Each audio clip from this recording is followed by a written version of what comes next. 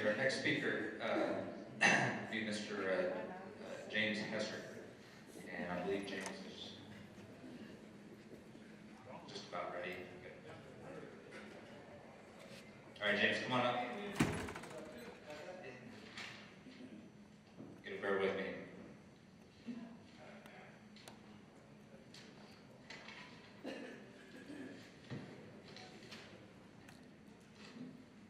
So James is the owner of Polymer Augmented Recovery Services, and is an Osage owner and headright owner. And I'm going to let James take it away.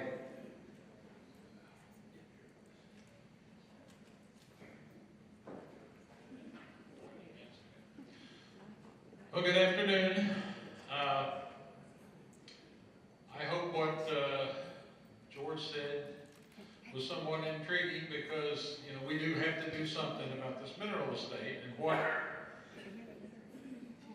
I'm going to talk to you about is, my background is basically worked during the 70s with enhanced oil recovery with Phillips Petroleum Company at their lab there in Bartlesville. Not only in the 80s, I left Phillips and went to work for a chemical company that manufactured chemicals for enhanced oil recovery. When the oil business went bust in '86, that was dissolved, and I was out on my own, not knowing what to do. I consulted for a few companies for a while, but oil business wasn't coming back, so I decided to move back here to this part of the world and to go in business with my father. We were going to buy oil leases and produce them. And unfortunately, he got sick and died about 6 months later, so I'm sitting there with, what am I going to do? So, you do what you know. I knew how to use these, this what we call slime, or that's what I'm calling it today. It's actually a polymer, to assist in recovery in oil, so I got into business. Now I'm going to step down here so I can look at my slides while I'm doing this, because I got to move through this fast. But anyway, I've been doing this for 45 years. And what slime, as I call it, is, it's a high molecular weight polymer dissolved in water. And we can also do something else with it. We can add what I'm going to refer to as today as a gelate, or sometimes it's referred to as a crosslinker, that hooks these molecules of polymer together to make a really strong gel, like this right here.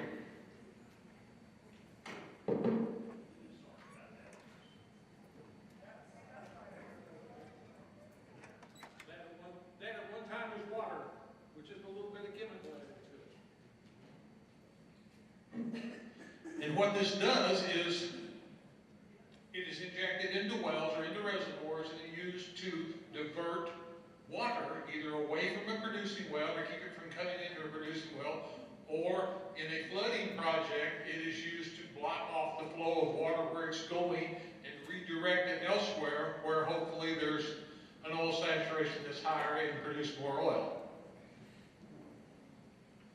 Now, I want to talk briefly about some of the projects that were done in North Burbank. This was back in the 70s. This was basically the field where Phillips did a lot of its research projects.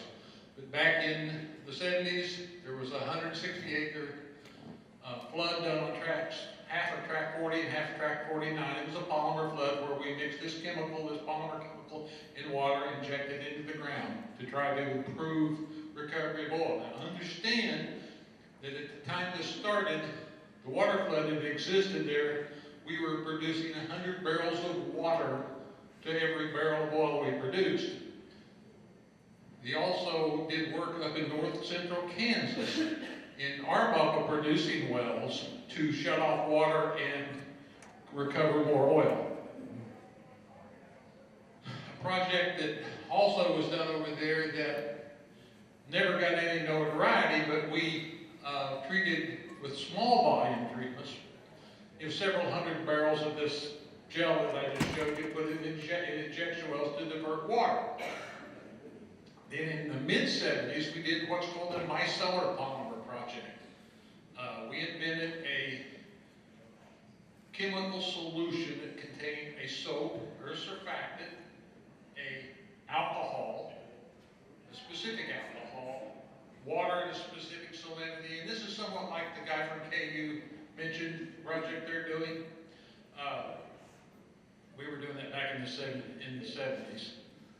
And we injected that into the ground in tract 97 in 90 acres and pushed it through with polymer, because the thick polymer pushed it and kept it from what we call fingering. In other words, it kept the slug intact. We did a polymer treatment on a carbon dioxide well that was channeling in southwestern Arkansas, which I'm going to discuss the results of all of this in some slides coming up.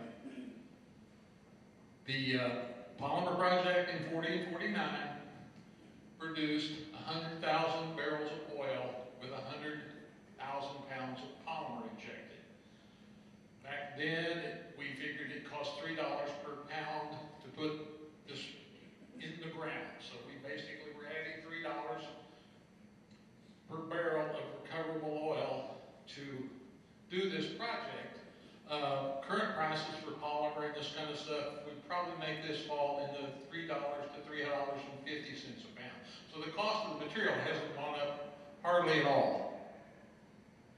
The micellar polymer project was very unique in that it actually recovers what we call residual oil. If you spill oil on your driveway, you try to wash it off with water or wash it, you can't get it all off. Well, that's like the residual oil that is in your reservoir rock.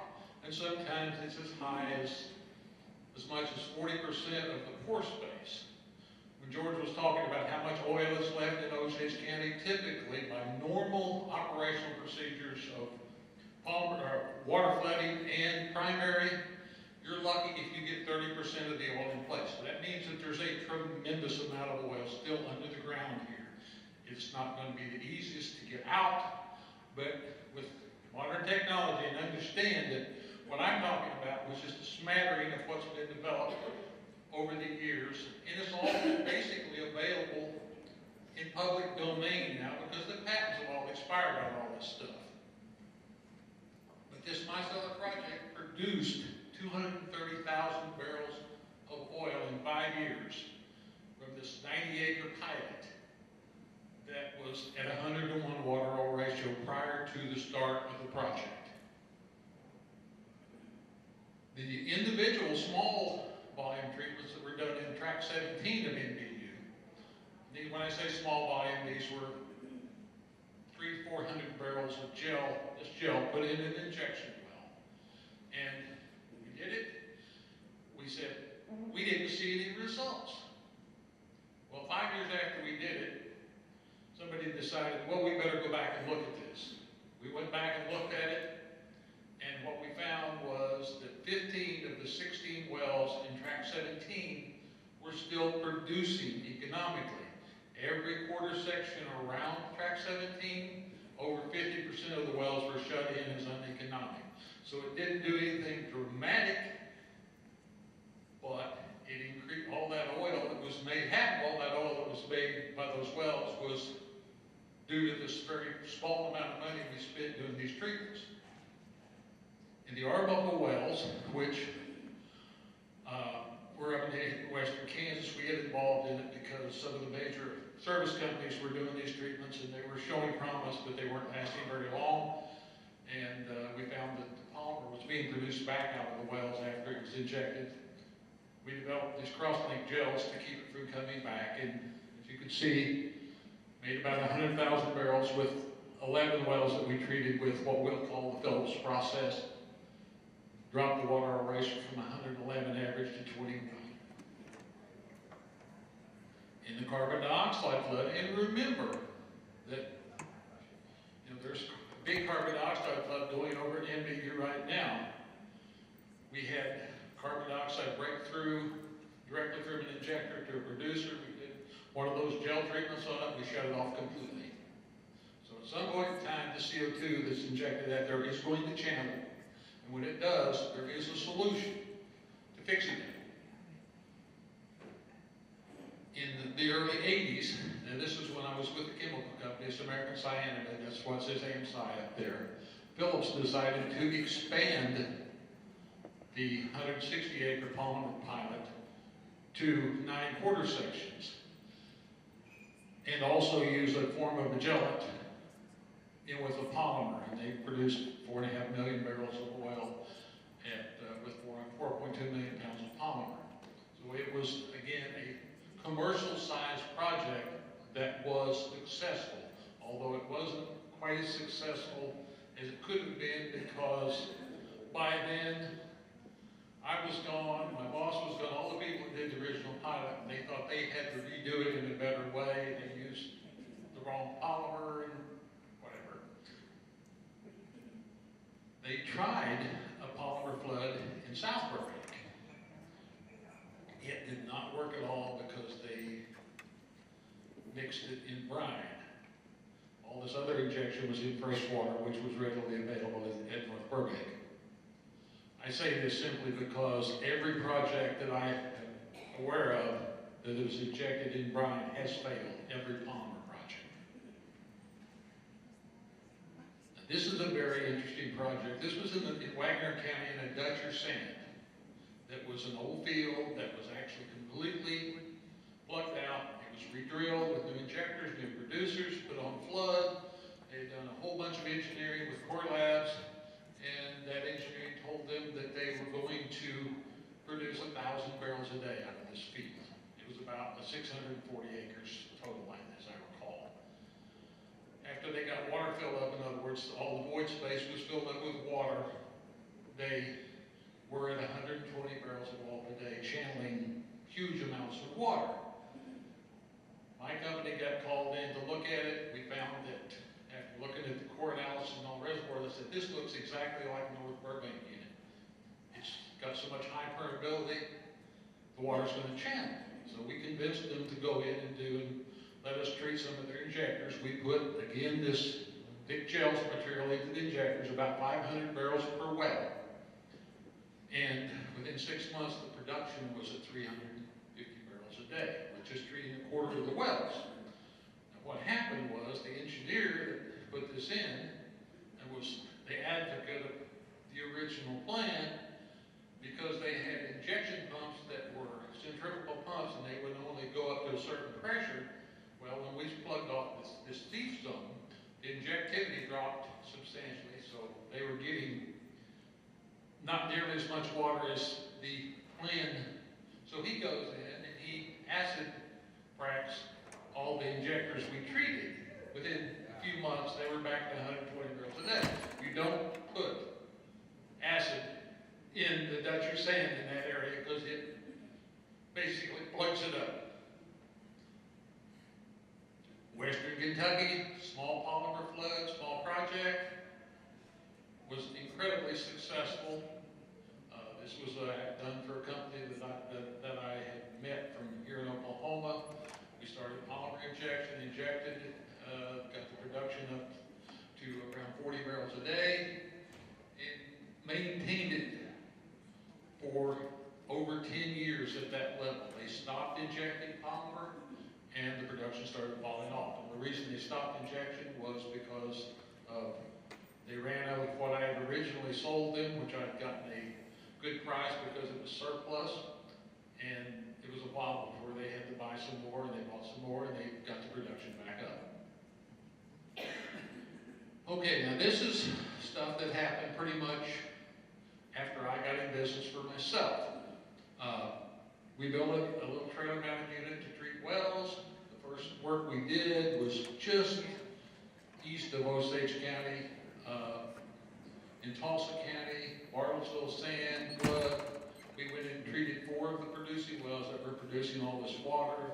The others were not making as much water, but as you can see, we basically doubled the oil production, cut the water in half, and this lasted for 10 years. I mean, the operator made a huge amount of money for spending probably what amounted to $20,000. From 2000 to 2013, with this unit, we treated over 250 wells with a success ratio of in excess of 80%. and I'm defining success ratio by reducing water production at least 50% without damaging oil or getting more oil. We did a bunch of injection well treatments very similar to what we did to Track 17 in a flood over by Bartlesville, in the Bartlesville sand, and we treated about, I think, 6 wells initially.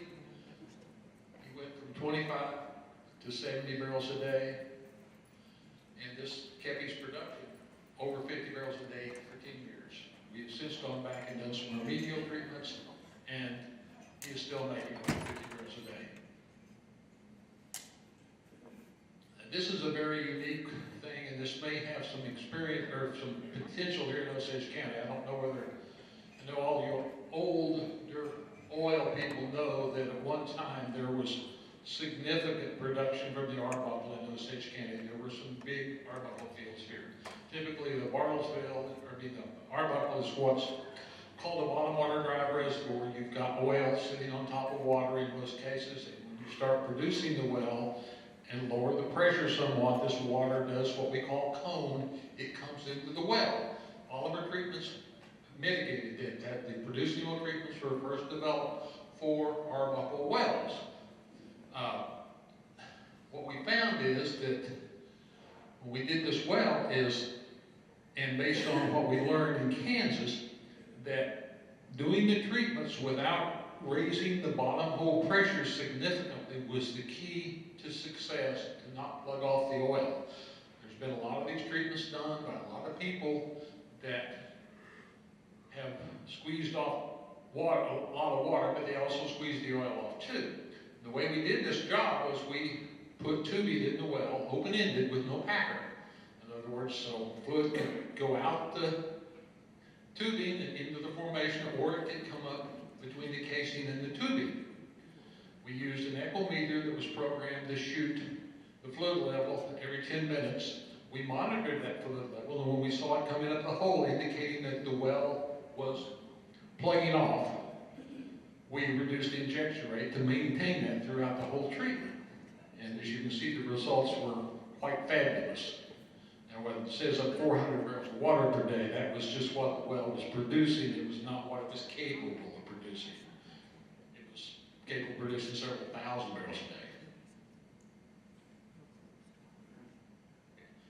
I've just kind of explained what this slide says. That was the innovative treatment that we used. The only additional thing was we had to use a system that had a very long time before that gel occurred. And that's easy to do. It requires some knowledge of the process, but it's nothing magic and it's not costly. So now the lessons learned, the continuous injection polymer floods can be very successful. There was also one done in the Stanley Stringer, just on the east side of NVU, that was successful. But they require the injection or dissolving the polymer in fresh water at this point in time. We know that small volume treatments in selected reservoirs in turbine water flood can have a market effect, and maybe even a more economically satisfactory result, because your cost to do these treatments, instead of injecting polymer over a year, you're injecting polymer, say, over 3 or 4 days. So, you know, each individual reservoir has to be evaluated. Treating production wells, we know now that wells that have been either hydraulically fractured by service units, or wells that are naturally fractured, like the Arbuckle and some Mississippi, Chat, et cetera, are the ones that work best and respond best to producing well treatments. Although the predominance of wells that we have treated in this area have been Bartlesville sand wells that have been artificially fractured and just make lots of water. But when you can keep the injection pressure from climbing while you're doing the job, that's when you have the highest success ratio. That's the key to making this work that in a longer set time on your gel, so you don't get viscosity build up with water injection and pressures go up. Okay, and I also found in the cases, the more wells that we treated on a given well, or a given reservoir, the better results we get. And all we're doing here is we're just changing the flow paths of water, whether we're shutting it off at a producer or redirecting it in an injector, we're making that water go elsewhere and produce more oil. Now this is what I see as some of a limited amount of the opportunities remaining in Osage County, but ones that I've had experience with that I consider myself somewhat knowledgeable about. And that is the treatment of Arbuckle wells. These wells are mostly all gone. They're on leases where they've plugged them back to upper zones or plugged or whatever, but you know, there's a tremendous amount of Arbuckle oil left in Osage County. If we do multiple wells on the same treatment, or multiple treatments on the same reservoir, going to get more oil. That's just, and the efficiency goes up. You know, there's almost a synergistic effect. When you shut off the water in more than one well, you'll get more water redirected. Therefore, you get more oil coming back faster. You can also just do these on the individual wells. The wells that make too much water, make a lot of water, you can just do what I call tune the well to reduce the water, but not do enough to risk shutting oil off. And this, we've developed techniques to monitor this while we're doing the treatment to prevent that from happening. We rarely ever plug the oil off in a well now. When I say never now, I've actually been out of this business for a couple of years and retired, so to speak. But at the urging of Tally, I've gotten interested in this stuff again because I would like to help, you know, my tribe do better in the oil recovery area. Of course, the other thing this aligns with is if we get hit with reduced injection quotas, producing less water will allow us to keep operating, because we won't put as much strain on our disposal wells, because a lot of cases they're doing what's called blowing down reservoirs, where they're disposing of the water in another zone to allow, you know, the oil to come into the wells and the water goes down. It's a fairly common technique. Now, something else that we've just done in this experiment, and it involves going into a well and squeezing it off completely with polymer gel. We did this on a well about a month ago, just a mile from Osage County over in Tulsa County. Squeezed it until the well would actually MIT at 600 psi. In other words, it was not, you couldn't inject any more water in it at 600 pounds. We went back and then we reperforated it and refracted.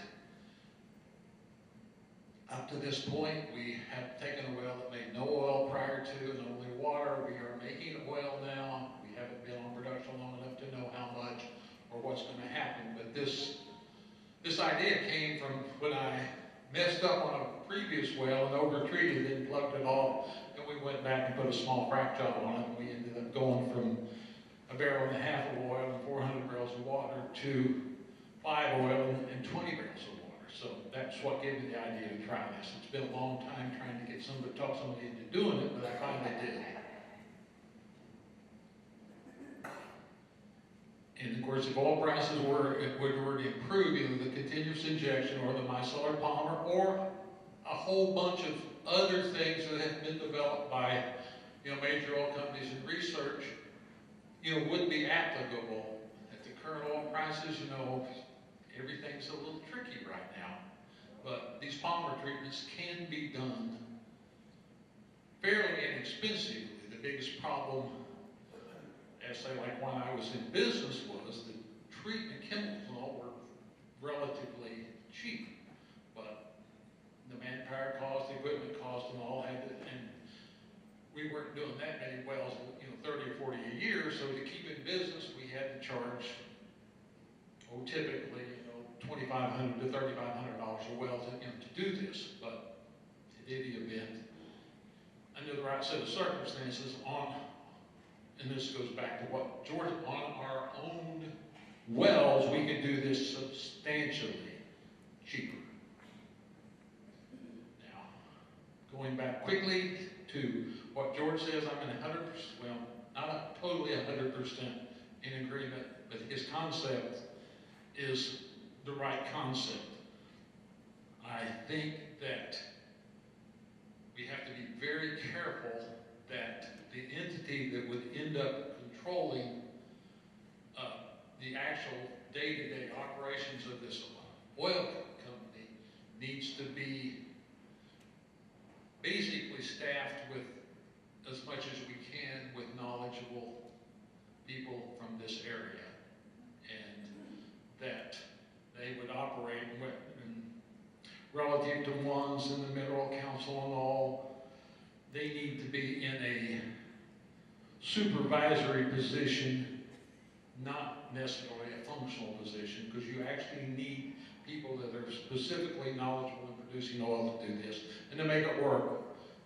That's all. That's it. That's all I got to say. I'll answer any question anybody has.